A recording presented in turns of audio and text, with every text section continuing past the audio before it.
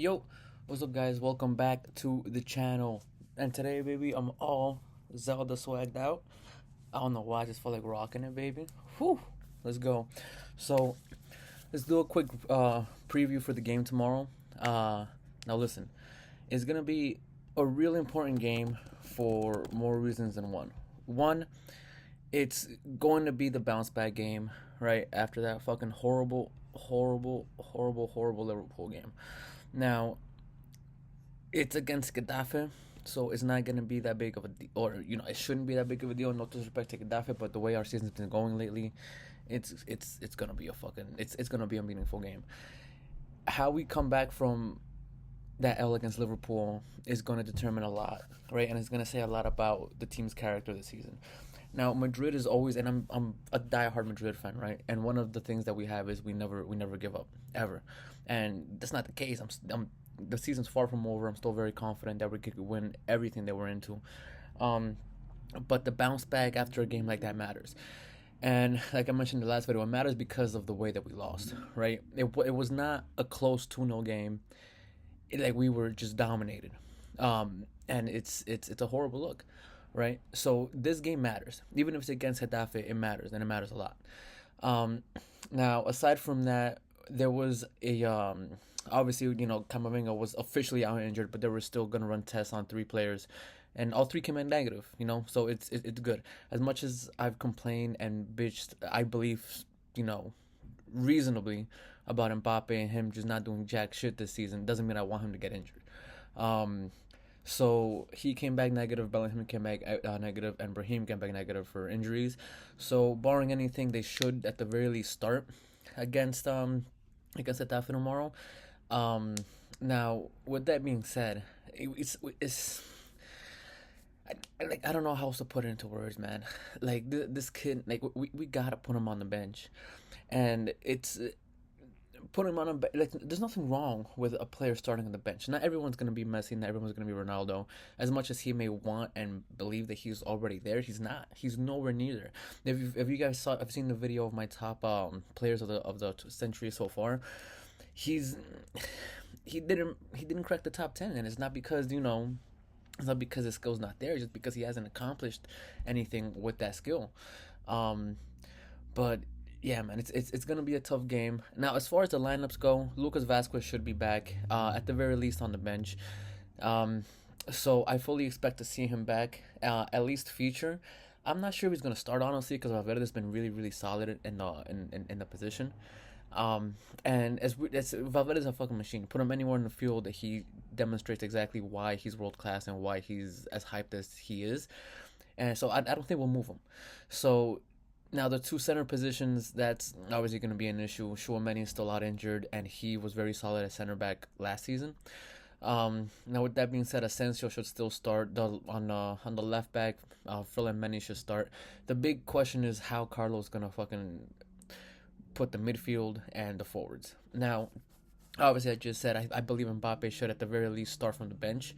If we hit the ground running, if we're up 2-0, then at that point put him on. But he's not in the type of form right now, man.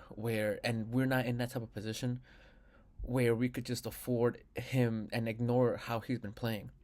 And it's and that's the problem, man, because it's weird. It's weird to say that a team with a shattered defense like ours has been, because no matter what, you can't tell me, I can't think of a team in all of Europe that has gotten more injury hit in one particular area of the pitch, right? Now, obviously, a lot of teams have gone through a lot of injuries, but for all of them to be, the majority of them to be in the fucking defense line is fucking insane.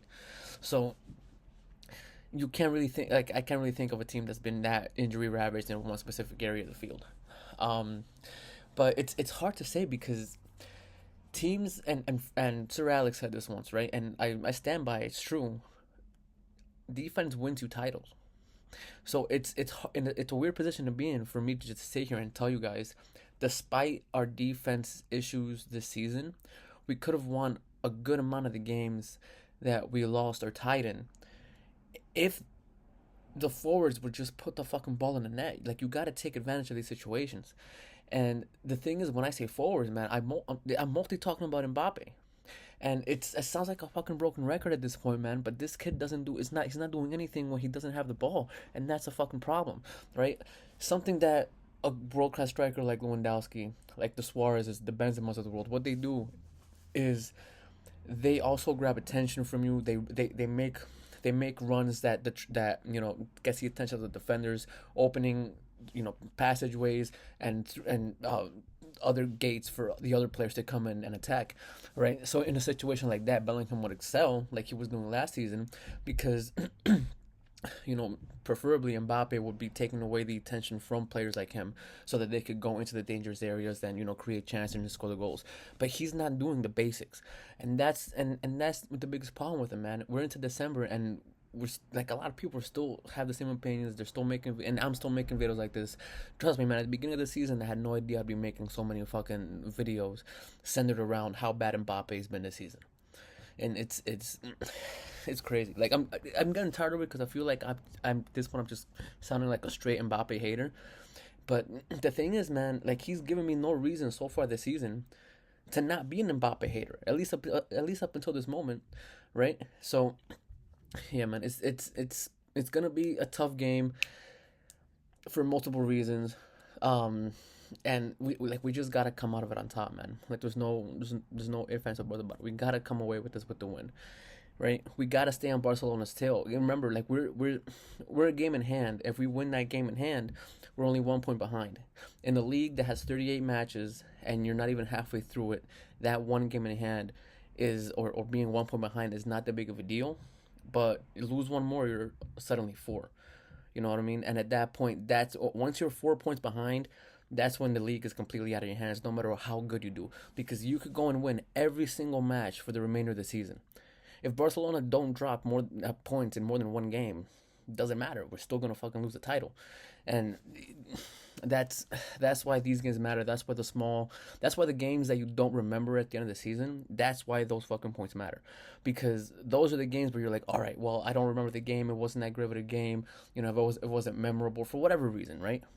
But we walked away with those fucking 3 points, and that's what won us those titles at the end.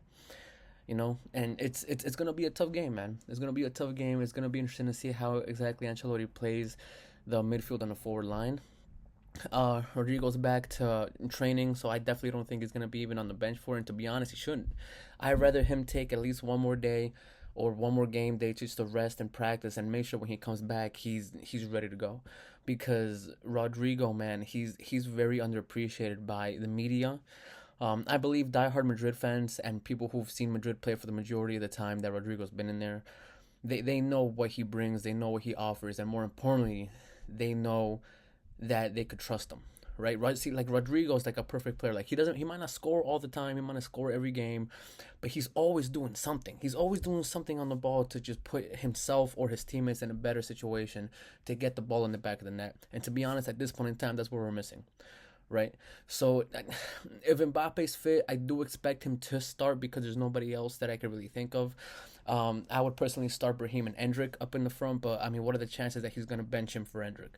You know, 18-year-old kid, he's getting the treatment that Gullit got last season, which is completely understandable. Your first big season in Spain, your first big season in arguably the biggest club in the world. You're not gonna be a regular starter, and it was fine for Gullit last season. And it should be fine for Endrick this season.